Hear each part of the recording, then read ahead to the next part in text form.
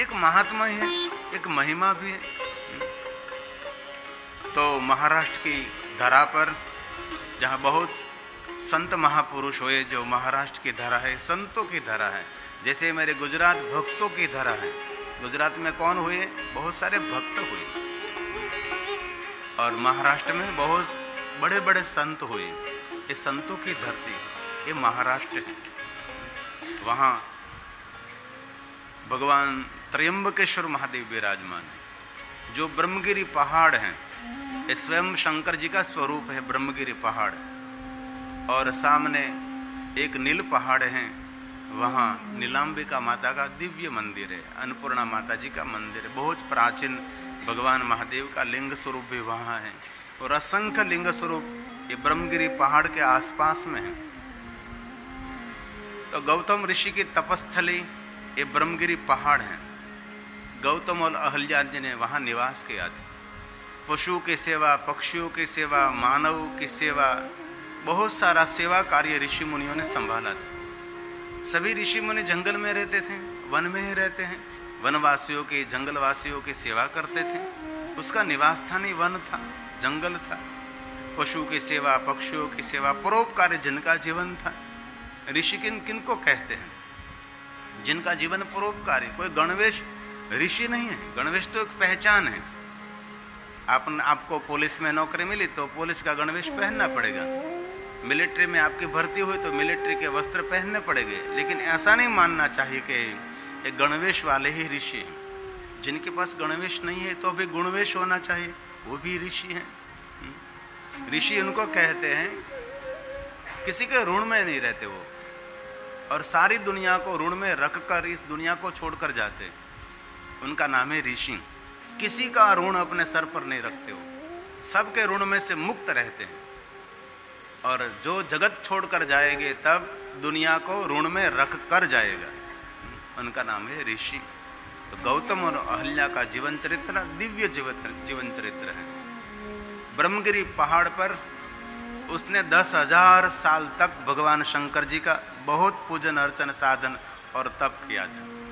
गौतम जी महादेव जी के परम भक्त हैं। गौतेश्वर महादेव की लिंग स्थापना की गौतमेश्वर, गौतम ऋषि ने स्थापित किया। अहल्येश्वर महादेव, अहल्या ने लिंग की स्थापना की। सभी ऋषि मुनियों ने भगवान महादेव के निराकार लिंग स्वरूप को स्थापना की। राजा महाराजाओं ने बहुत भगवान महादेव के लिंग स्वरूपों की स्थापना की। राजाओं ने, देवों ने, ऋषि मुनियों ने, शिव भक्तों ने। धरती पर इतने भगवान महादेव के लिंग स्वरूप हैं कि अभी तक कोई ऐसा व्यक्ति नहीं हुआ जिसने गिनती करी। इसलिए कहा संख्या न विद्यते है। कितनी संख्या में भगवान महादेव के लिंग स्वरूप इस धरा पर है, कोई गिन नहीं सका। इतना असंख्य संख्या में भगवान महादेव विराजते हैं। गिरी पहाड़ की तलेटी में 10,000 साल तक लगातार तप के। प्रश्न हो रहा है कि 10,000 साल तक कैसे तप कर सकते हैं? क्योंकि पहले 1,00,000 साल तक मानस अपना जीवन रख सकता था। हमारी आयु बहुत लंबी थी, लेकिन धीरे धीरे युग चाह रहे और आयु कम हो रही है।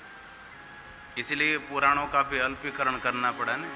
पहले तो 100 करोड़ वाला शिव महापुराण था, 12 संहिता। 100 करोड़ में से 1,00,000 श्लोक, 1,00,000 में से 24,000 श्लोक तक पहुंच गए हम। क्योंकि आयु अल्प होती गई, वैसे पुराणों का अल्पीकरण किया गया। इसलिए पहले बहुत लंबे समय तक आदमी जी सकता था। इसलिए 10,000 साल तक गौतम का तप, और पूरा क्षेत्र गौतम के तप से प्रभावित हुआ। और हुआ ऐसा, बहुत समय बीतने के बाद 1 साल बारिश नहीं हुई, दूसरी साल भी बीत गई। ऐसे करते करते 100 साल तक आकाश में से कोई भी जल का बिंदु धरती पर नहीं गिरा। अकाल, भयंकर दुष्काल पड़ा। पशु पंखी मानव जात परेशान हो गई। सभी वृक्ष सूखने लगे, पूरा वातावरण जनहीन बनने लगा। कहीं जगह पर पक्षी भी नहीं दिखाई दे रहे थे। पक्षी का जो कलरव था वो शांत हो गया। अकाल हुआ, कहीं जगह पर जल नहीं मिल रहा था, खूब सूख गए, झरने सूख गए, छोटे छोटे झरने थे, नदी में पानी चला गया, कुछ भी एक बूंद पानी नहीं। पूरा वातावरण भयानक सा निर्माण हुआ। सभी मानव स्थान को छोड़कर दूर दूर जाने लगे, स्थलांतर होने लगा। अहल्या जी ने कहा, गौतम आप साधु हैं, समाज के लिए कुछ करना चाहिए आपको, साधु का कर्तव्य है, आप वरुण की उपासना करो। और इस गौतम ने वरुण देव की उपासना की और वरुण देव ने दर्शन दिया। वरुण देव ने कहा, मांगो आप। गौतम ने कहा, 100 साल से बारिश नहीं हुई, आप जल दीजिए, आप बारिश बरसाओ। वरुण देव ने कहा, गौतम आप तो जानते हैं ना, सर्जन विसर्जन ये प्रकृति का नित्य नियम है, कभी सर्जन होता है कभी विसर्जन होता है, इसलिए अभी इस प्रांत का विसर्जन का समय आ गया है, इसलिए दूसरे 100 साल तक बारिश नहीं होने वाली है। गौतम को बहुत दुख हुआ। गौतम ने कहा, वरुण देव मुझे जल चाहिए। तब वरुण देव ने वरदान दिया, सुनो गौतम, आप एक सुंदर गर्त निर्माण करो, विरड़ा बनाओ, मुझे याद करना, इसमें मैं आपको जल प्रदान करूंगा। वरुण देव को प्रणाम करके गौतम ऋषि आए, अहल्या जी को कहा, अहल्या आप मुझे मदद करो, हम दोनों मिलकर सुंदर एक गर्त बनाएंगे, एक विरड़ा तैयार करेंगे। गौतम और अहल्या ने दोनों ने मिलकर सुंदर एक गर्त तैयार किया, जिनको हम विरड़ा कहते हैं। और गौतम ने अहल्या ने मिलकर वरुण देव को याद किया। इस वरुण देव ने इस गर्त में सुंदर निर्मल जल दिया, जल प्रकट हुआ। गौतम नाचने लगे, जोर जोर से सब लोगों को पुकारने लगे, प्रभु ने मुझे जल दिया है, ले जाओ ले जाओ। लोग दूर दूर से जल लेने के लिए आने लगे। गौतम आप तो हमारे भगवान हैं, आपने हम सभी को जल दिया, जीवन दिया है, धन्य है गौतम, आप तो हमारे प्रभु हैं। गौतम ऋषि दूर दूर जाकर सबको संदेश देने लगे, जल ले जाइए, भगवान ने मुझे जल दिया है, आप ले जाओ, आपके पशुओं के लिए,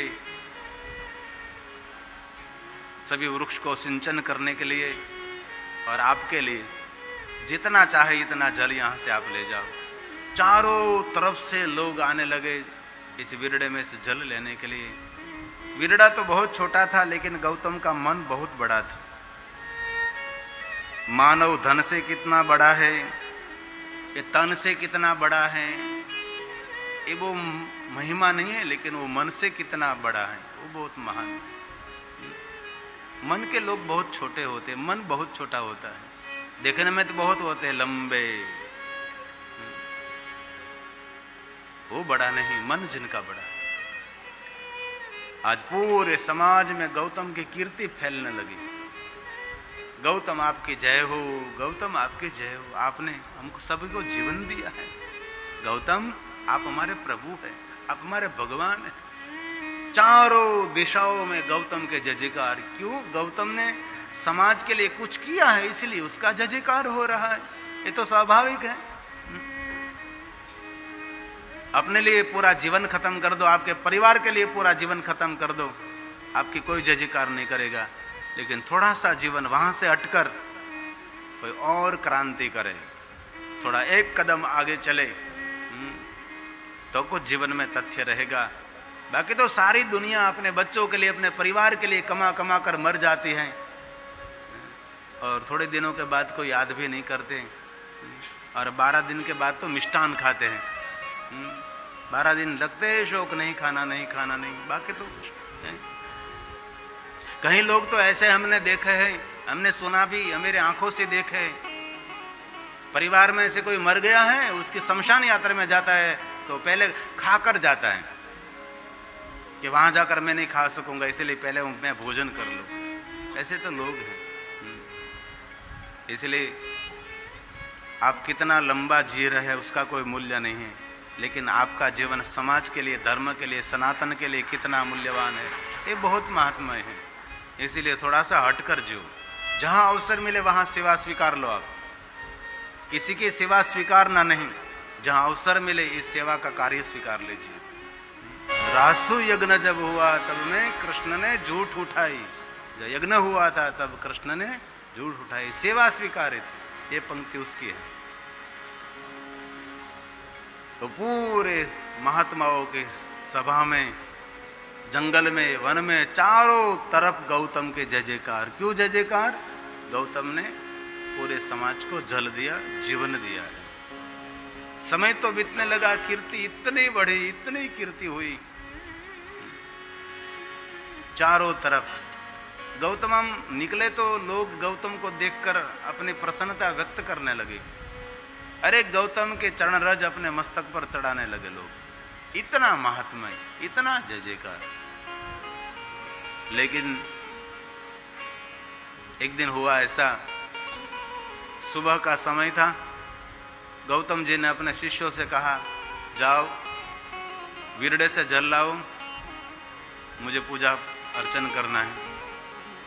2-3 शिष्य गए, वहां विरडे पर बहुत सारी माता जल भर रही थी। 1 बार 2 बार 3 बार कहा, लेकिन किसी ने ध्यान नहीं दिया, जल नहीं लिया और वैसे खाली ही वापस आए। अहल्या जी को पता लगा, अहल्या ने पूछा कि आप तो जल लेने के लिए गए थे और क्यों खाली वापस आ रहे हैं? कहा कि माता वहाँ बहुत सारी बहन जल भर रही है, बहुत सारी माता जल भर रही है। तो हमने 2-3 बार कहा लेकिन किसी ने ध्यान नहीं दिया, तो हमने सोचा कि थोड़ी देर के बाद थोड़ी भीड़ भाड़ कम हो जाएगी, तब हम जल लेने के लिए जाएंगे। अहल्या के मन में हुआ, अरे किसी ने ध्यान नहीं दिया, विरडा तो हमारा है। आज अहल्या के मन में अहंकार का बीज अंकुरित हुआ। बहुत नुकसान करते अभिमान, अहंकार। अभिमान युक्त अहल्या जी जहां सभी माता पानी भर रही थी वहां गई और सबको बोलने लगी।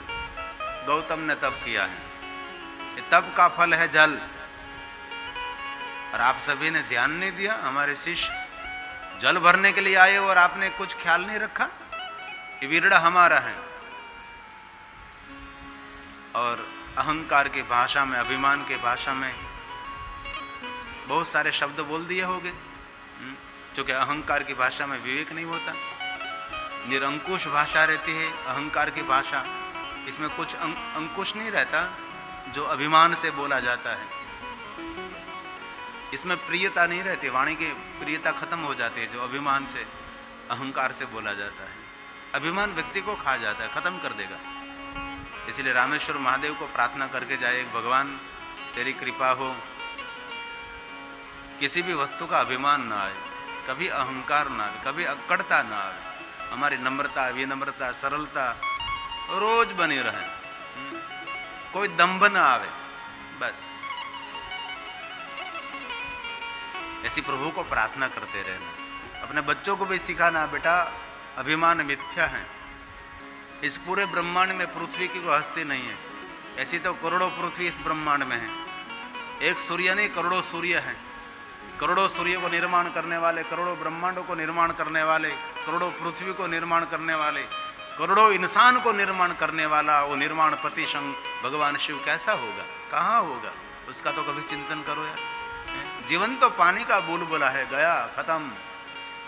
50 साल के बाद जीवन पूरा हो जाता है। जीवन में कुछ भी नहीं रहता, नीरस जीवन हो जाता है। इसीलिए सत्संग करते रहो, रास्ते भरा रहेगा। सदा सेव्या सदा सेव्या सदा सेव्या विशेषतः एत शिव पुराण से कथा परम पावन। जगत को पावन करने वाले भगवान की कथा है। सत्संगी बने रहो, बस निरंतर प्रभु के कथाओं में रत रहो, बार बार सुनते रहो, बार बार सुनते रहो। मैं भी मेरी कथा करके मैं फिर से सुनता हूँ। कहीं बात ऐसी होती कि मुझे भी पता नहीं लगता ये बात कहाँ से आई, क्योंकि कौन भगवान, कौन ईश्वर प्रेरणा करता है ये मुझे भी मालूम नहीं रहता। इसलिए मैं कभी कभी मेरी कथा बोली हुई सुनता हूँ तो मुझे भी अजीब सा लगता है, ये शब्द कहाँ से आए, ये बात कहाँ से आई। ये भगवान सब प्रेरित करते हैं। ये पढ़ा लिखा बहुत काम का नहीं होता, प्रभु की प्रेरणा जब होती ना तब काम बनता है। पढ़ने लिखने से कुछ नहीं होता, कितना ही पक्का करो, कितना ही कंठस्थ करो, कुछ याद ही नहीं आता। जो वो कृपा करता है वही याद रहता है। इसीलिए जीवन का कोई लक्ष्य बनाओ, जीवन का कोई उपलक्ष्य बनाओ, जीवन का कोई तथ्य होना चाहिए, जीवन का कोई अर्क होना चाहिए। जन्म लिया, परिवार बनाया, बच्चे बच्ची बनाया, सबको विवाह कर दिया, सब हरा भरा परिवार हो गया, और जीवन का कोई लक्ष्य तो है कि नहीं है? बस ऐसे ही खाते पीते मर जाना है। इसलिए जीवन का कोई अर्थ होना चाहिए, अनर्थ नहीं। आज अहल्या के मन में अहंकार का अंकुर बना, वहां पहुंचे, सबका अनादर अपमान हुआ, और सभी माताओं जो पानी भर रही थी उन सबको बहुत दुख हुआ। हमारा सबका अनादर हुआ, अपमान किया। अपने अपने पति के पास पहुंच गई और बहुत सारी इधर उधर बातें करने लगी। अहल्या जी ने हमारा अपमान किया, हमारा अनादर किया है, उलट सुलट कह दी बात, सुना कुछ कहा कुछ, छोटी सी बात को बड़ा रूप दे दिया, और पूरा समाज एक होकर सब ने निर्णय ले लिया कि गौतम का हम त्याग करेंगे, गौतम की हम अपकीर्ति करेंगे। वही समाज है ना जो गौतम का पानी पी रहे थे, और कोई दूसरा समाज नहीं था ना। मीरा को जहर पिनाने वाले और कोई लोग नहीं थे, हम ही लोग थे ना, और कोई नहीं थे, बस यही लोग थे। नरसी को कैद में पुरने वाले और कोई लोग नहीं थे, हम ही थे ना, और कोई नहीं थे ना। यही इंसान था, यही मानव था, और कहां से कौन आएगा? जो रोज गौतम के विरडे का जल पी रहे थे, यही लोग गौतम के विरोधी बन गए। एक कदम भी गलत उठा समझो खत्म।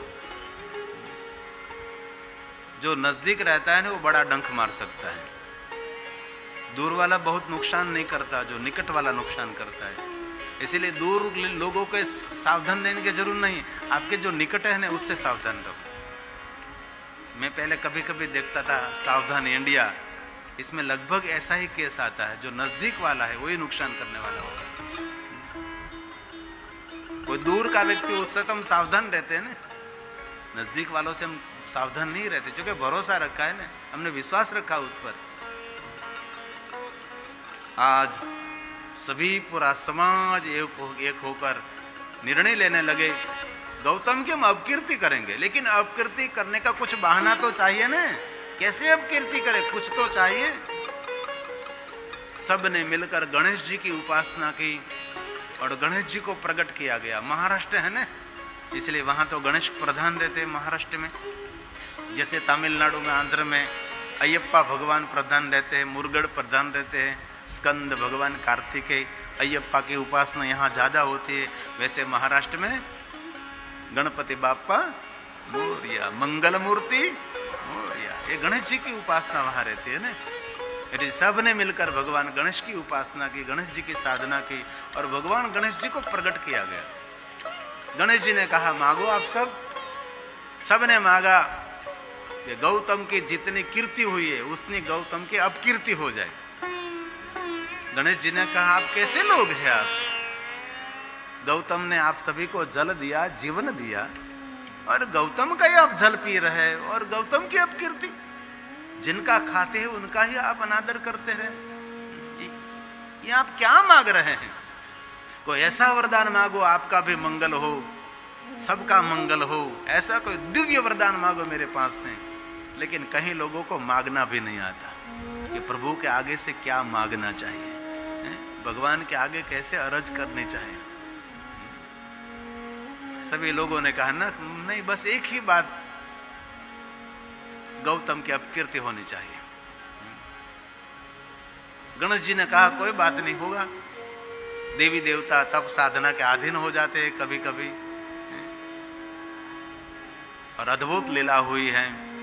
इसमें भी गौतम का हित ही होने वाला है ना, क्योंकि सद्गुणी लोग हैं, परोपकारी है, उनका कभी कोई अहित नहीं कर सकता।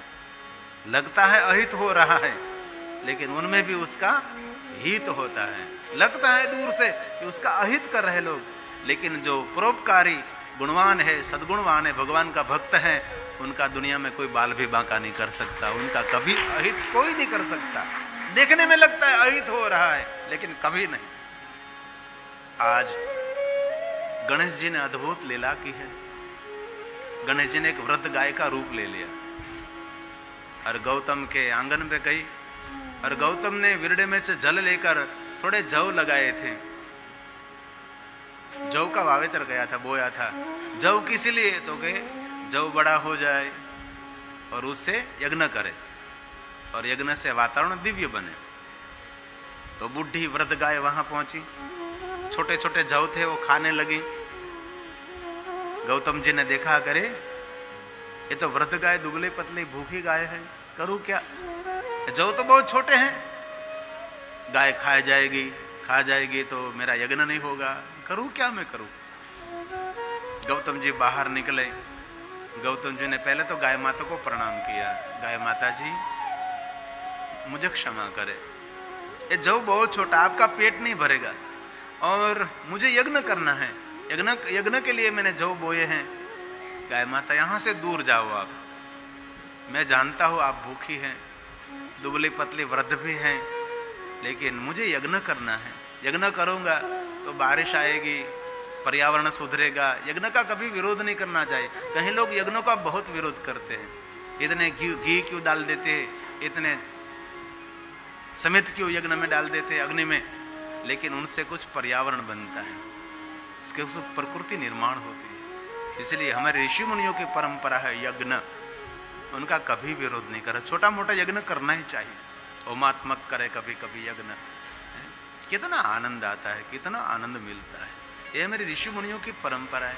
लेकिन कहीं कहीं लोग ऐसे होते हैं तर्कवादी, इस पर प्रहार करते हैं, ये कभी नहीं करना चाहिए। जो मेरे ऋषि मुनियों की परंपरा है ये श्रेष्ठ परंपरा है, सनातनी ऋषि मुनियों की परंपरा ये श्रेष्ठ से भी श्रेष्ठ परंपरा है।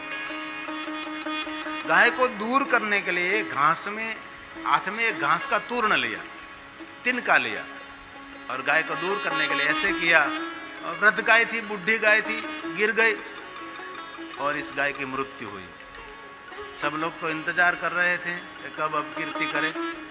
सब लोग ने देख लिया और बोलने लगे गौतम ने गौहत्या की, गौतम ने गौहत्या की। गौतम ने कहा मैं कोई गौहत्या नहीं की, तो वृद्ध बुढ़ी थी, गिर गई, ये मर गई। नहीं नहीं नहीं, मैंने नहीं किया। लेकिन पूरा समाज गौतम की अपकीर्ति करने लगा। गौतम ने आज जोड़ कहा कि भाई मैंने गाय की कोई हत्या नहीं की, ऐसा नहीं बोलो आप। लेकिन चारों तरफ अपकीर्ति होने लगी।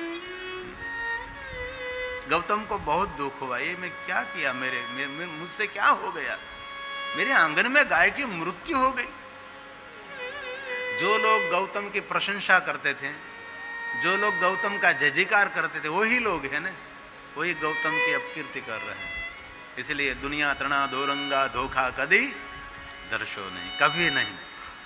कोई आपकी प्रशंसा करे तो अभी खुश होने की कोई आवश्यकता नहीं है, और आपकी कोई निंदा करे तो अभी नाराज होने की जरूर नहीं है। आपका माइंड बैलेंस रहे। कोई आपके लिए दो अच्छे अच्छे शब्द बोल दे और आप फूले फाले हो जाए, नहीं, ऐसा कभी नहीं।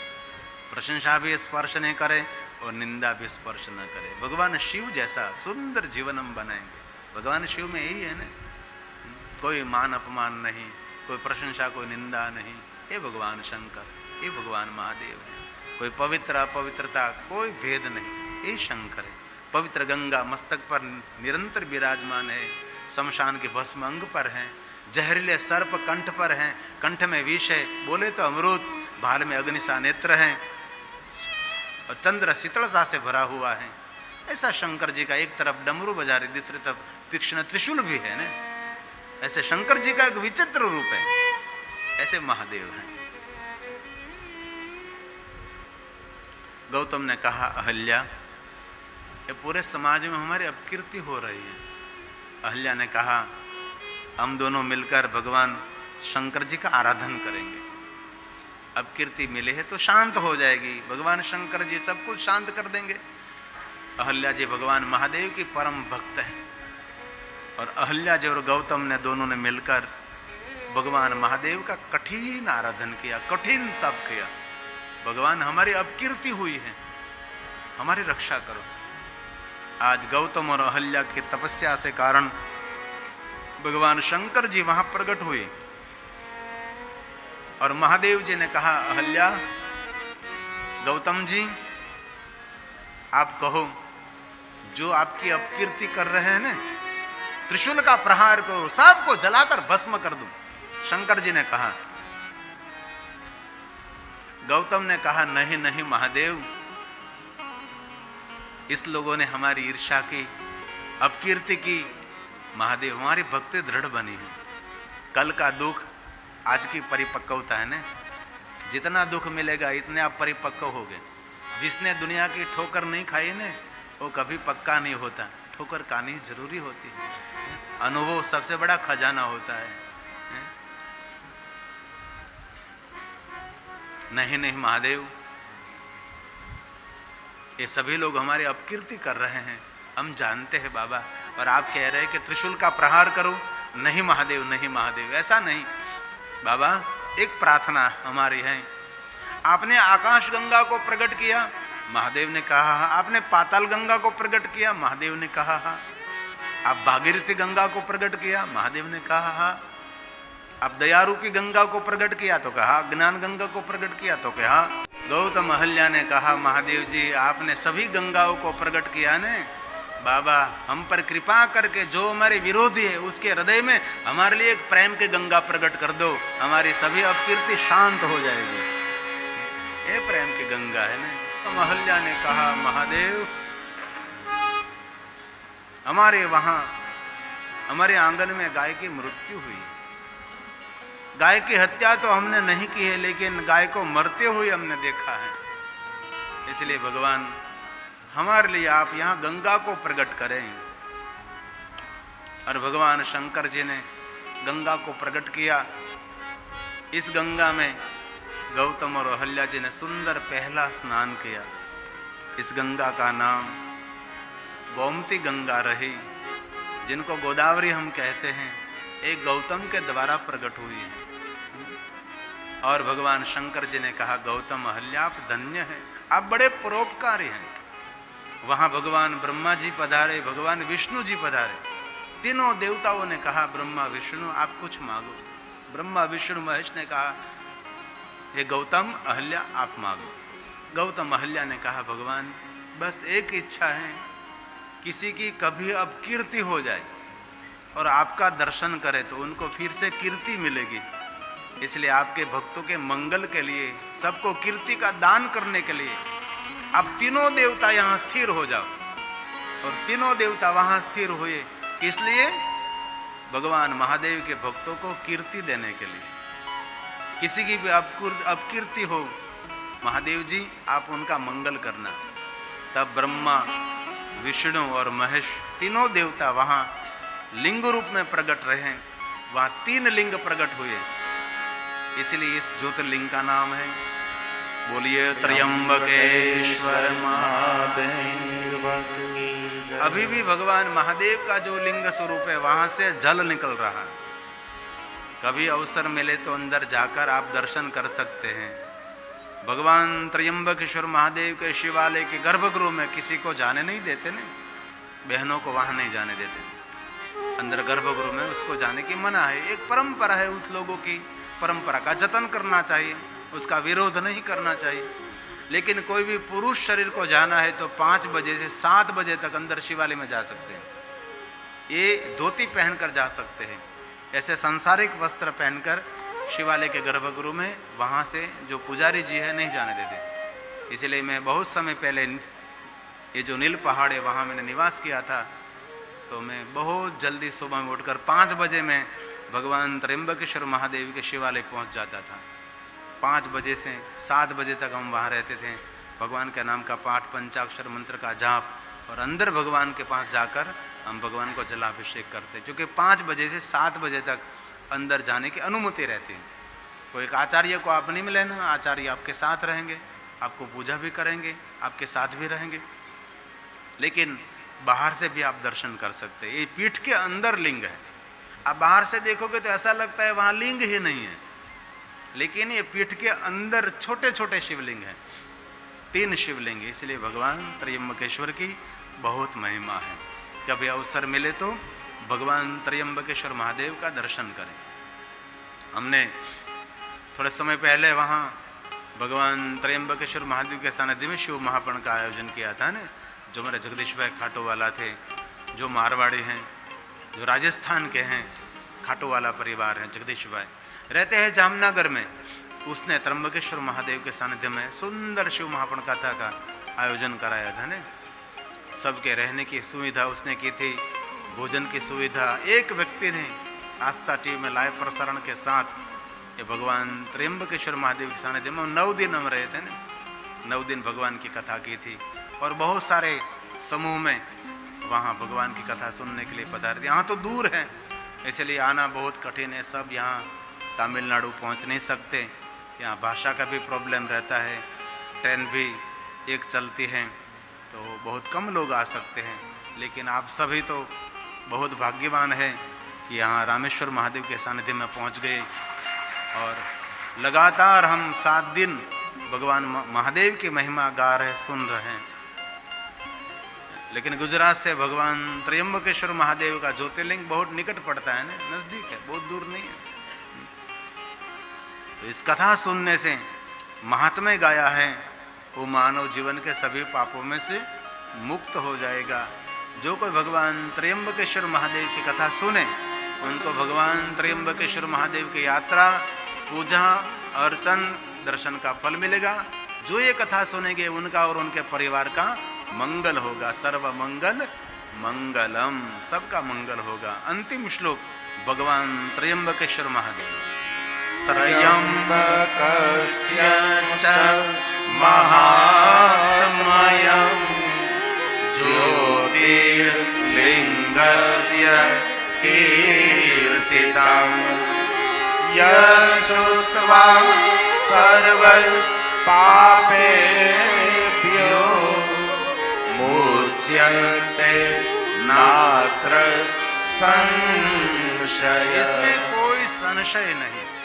जो मानव आदर के साथ भगवान त्र्यंबकेश्वर महादेव की कथा सुनेंगे, उनको गौहत्या के पाप में से मुक्ति मिलेगी, अति भयानक पापों में से वो मुक्त हो जाएगा। और जो भगवान त्र्यंबकेश्वर की महादेव की कथा सुनने से पुण्य की प्राप्ति होगी, उसका और उसके परिवार का परम मंगल होगा। ऐसे सुंदर हमारा ज्योतिर्लिंग भगवान त्र्यंबकेश्वर महादेव है। नारद जी, आपको संताप में से छूटना है तो भगवान शिव जी को याद कर। जप हो जाए शंकर सतनाम, होए हृदय तुरंत विश्राम। ये रामचरितमानस की बात है। श्री हरि ने कहा कि नारद जी, भगवान शिव का स्मरण करने से मनुष्य शांति के अधिकारी है, और शिव के भजन के बिना किसी को शांति मिली नहीं और मिलने वाली नहीं। शांति स्तेन बिना नहीं। ये रामचरितमानस का वचन है।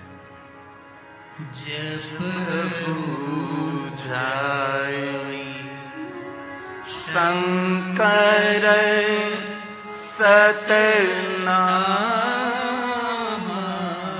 जो कोई मनुष्य भगवान महादेव को याद करेंगे, शंकर भगवान को याद करेंगे, मनुष्य संताप में से मुक्त हो सकता है और सभी पीड़ाओं में से मुक्ति देने वाला शिव है। सभी वेदनाओं में से मुक्ति देने वाला शिव है। सभी देवता जब दुखी हो जाते तो कहां जाते हैं? देवताओं का स्थान कौन है? शिव तो है। सभी देवता जब पीड़ित हो जाते तो भगवान शिव का शरण चरण स्वीकारते हैं। सभी ऋषि मुनि कहां जाते हैं? भगवान शिव के पास ही जाते हैं। लेकिन हम लोग कोई संताप और पीड़ा से कोई पीड़ित है तो हम लोग हमारे जैसे मनुष्यों के पास पहुंच जाते हैं। तो कोई मनुष्य हमारी पीड़ा को दूर करेंगे, कोई ऐसे वैसे क्रियाकांड करेंगे, कुछ करेंगे तो हमारी पीड़ा में से हम मुक्त हो जाएंगे। ये हमारा वहम है। कोई मनुष्य को पीड़ा में से मुक्त नहीं कर सकता। सभी जीवन की पीड़ा और दुख में से मुक्त होने के लिए भगवान शिव का चरण शरण स्वीकारना चाहिए। इसलिए रामचरितमानस का यह वचन है कि संताप में से मुक्त करने वाला शिव नाम है।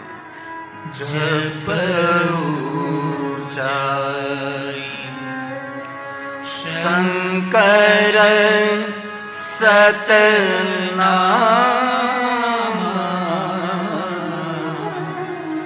होए हृदय तुरत विश्राम होए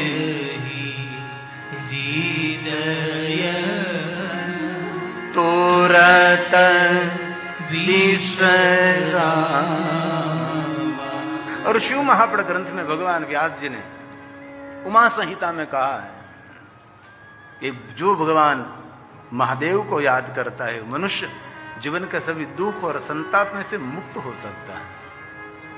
यह हमारा संशोधन रहता है। पूरा शिव महापड़ ग्रंथ भगवान महादेव से महिमा से भरा हुआ है। यह भगवान व्यास का वचन है।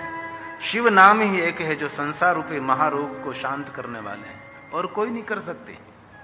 इसलिए कहा जो मनुष्य भगवान महादेव का भजन करते हैं वो संसार के भव रोग में से मनुष्य मुक्त हो सकता है। भगवान महादेव का नाम ही औषधि माने जाते हैं। रोग को और शोक को और संताप में से मुक्ति देने वाला भगवान शिव जी का ही नाम है। जो मनुष्य निरंतर भगवान शिव जी का भजन करते मनुष्य भवसागर से पार हो सकता है। शिवनाम तरीम प्राप्त्यम संसार बंतरंति ते संसार मूल पापानि तानि नश्यन्ति हे संशय। इसमें कोई संशय ही नहीं। जो मनुष्य भगवान महादेव का भजन करते, जो मनुष्य भगवान शिव जी को याद करते, मनुष्य कोई भी प्रयास किए बिना वो मनुष्य भवसागर पार हो सकता है। भगवान महादेव के नाम को औषधि कहा है। रोग में से मुक्ति देने वाली ये औषधि भगवान शिव के नाम है। मैं जो बोल रहा हूं वो सभी भगवान व्यास के वचन है। मैं सिर्फ मध्यस्थी हूं। मैंने शिवपाना पढ़ा और गुरुजनों के चरण में बैठकर थोड़ा सा सीखा, ये मैं आपको कहने का प्रयास करता हूं।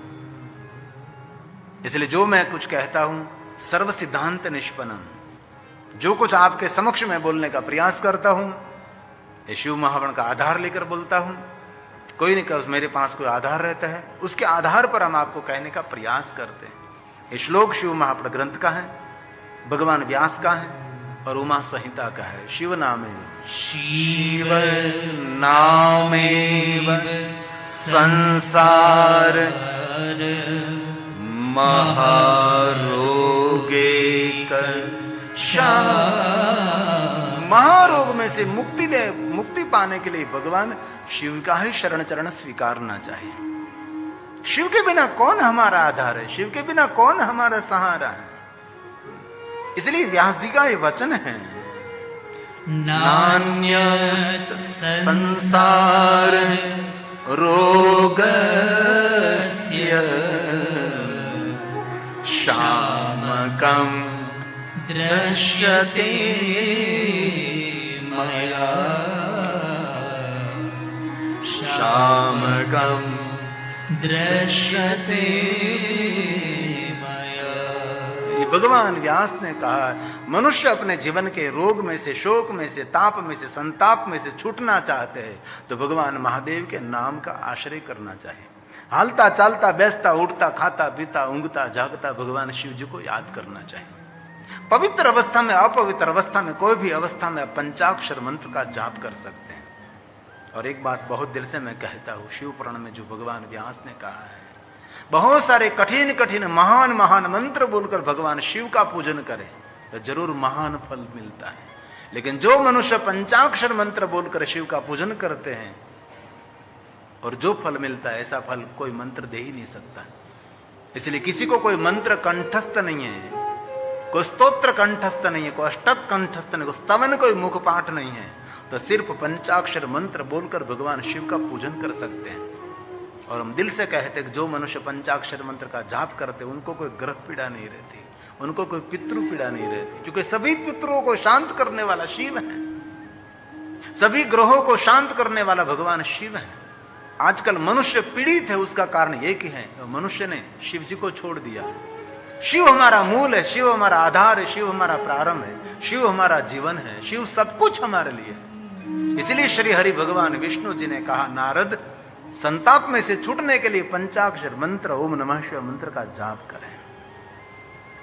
और दूसरी बात याद रखिए, नारद भगवान विष्णु जी ने नारद जी को कहा आपाद मस्तकम सम्यम, आपके बाल में भस्म का त्रिपुंड करो नारद। बाल में त्रिपुंड करने से मन शांत रहता है। बाल में भस्म का त्रिपुंड करने से महादेव मिले न मिले ये मैं नहीं कह सकता, लेकिन बाल में भस्म का त्रिपुंड करने से हमारा चित्त, हमारा मन, हमारा विचार महादेव को समर्पित हो जाता है। भस्म एक औषधि है, भस्म एक जड़ी बूटी है, भस्म हमारी परंपरा है। ये श्लोक भगवान विष्णु के मुख में से प्रकट हुआ है। स्वयं श्री हरि भगवान विष्णु जी नारद जी को शिव भक्ति का मार्गदर्शन कर रहे हैं। इसमें हम श्री हरि बोले है। आपाद मस्तकं सम्यं भस्मानोद तुल्यसा। आदर के साथ बाल में भस्म का त्रिपुंड करो। जो मनुष्य अपने भाल में भस्म का त्रिपुंड करता है वो मनुष्य भगवान शिव को प्रिय रहता है। शिव महापुराण ग्रंथ में तो भस्म की बहुत सारी विस्तृत महिमा कही है। भस्म का अर्थ है राख, जिनको हम विभूति कहते हैं, उसकी अनंत महिमा है। ये शिव महापुराण ग्रंथ के सभी श्लोक हैं। जिनके ललाट में भस्म नहीं है, जिनके शरीर पर रुद्राक्ष नहीं है, जिनके मुख में शिव जी का नाम नहीं है, ऐसे मनुष्य का त्याग करना चाहिए। त्याग तो नहीं कर सकते क्योंकि घर में तो लोग नहीं करते, तो त्याग किसका करें हम। लेकिन उनके लिए भगवान व्यास जी ने आक्रोश व्यक्त किया है। जिनके ललाट में भस्म का त्रिपुंड नहीं, जिनके कंठ में रुद्राक्ष नहीं है और जिनके मुख में शिव का नाम नहीं है, उनके लिए कह दिया भगवान व्यास जी ने, ऐसे मनुष्य का त्याग करना चाहिए। और शिव महापुराण ग्रंथ में भस्म की तो विस्तृत महिमा है। और आप सभी जानते हैं कि भगवान शिव की पूजा में बहुत सारी पूजा की सामग्री है, लेकिन पूजा सामग्री में भस्म नहीं है तो सभी पूजा सामग्री अधूरी लगती है। भगवान शिव की पूजा में सब कुछ है आपके पास, लेकिन भस्म नहीं है तो पूजा अधूरी सी। लेकिन आपके पास कुछ भी पूजा की सामग्री नहीं है, सिर्फ भस्म है, तो पूजा पूर्ण हो जाती है। ये भगवान शंकर जी की महिमा है। ये श्लोक भगवान व्यास ने गाया है। जिनकी वाणी में शिव नाम नहीं है, जिन अंग पर कोई रुद्राक्ष नहीं है, ये मनुष्य को भगवान व्यास जी ने शिव महापुराण में कहा है विभूति है। विभूति नो भार। जिनके बाल में विभूति नहीं है और नांगे रुद्राक्ष धारणम नास्ये शिवमयी वाणी। जिनकी वाणी में भगवान शिव का नाम नहीं है, उसके लिए कहा तम त्यजे अधमं यथा। भगवान व्यास ने कह दिया कि इस अधम का त्याग कर देना चाहिए। जिन मनुष्य के भाल में भस्म नहीं, कंठ में रुद्राक्ष नहीं, मुख में शिव जी का नाम नहीं। ये भगवान व्यास का एक शिव के प्रति आक्रोश है। और मैं जो कहता हूं, भगवान व्यास जी ने जो कहा वो कहने का प्रयास करता हूं। जैसे जानने हुए अग्नि स्पर्श करता, अनजाने में अग्नि को स्पर्श करें तो अग्नि तो दाही करती है, वैसे जानते अजाने में जो मनुष्य अपने भाल में भस्म का त्रिपुंड करता है, मनुष्य अपने पापों में से मुक्त हो जाता है। इसलिए हर मनुष्य के लिए कहा है। ऐसी कोई जाति ज्ञाति वर्ण भेद शिव महापुराण अंतर्गत नहीं।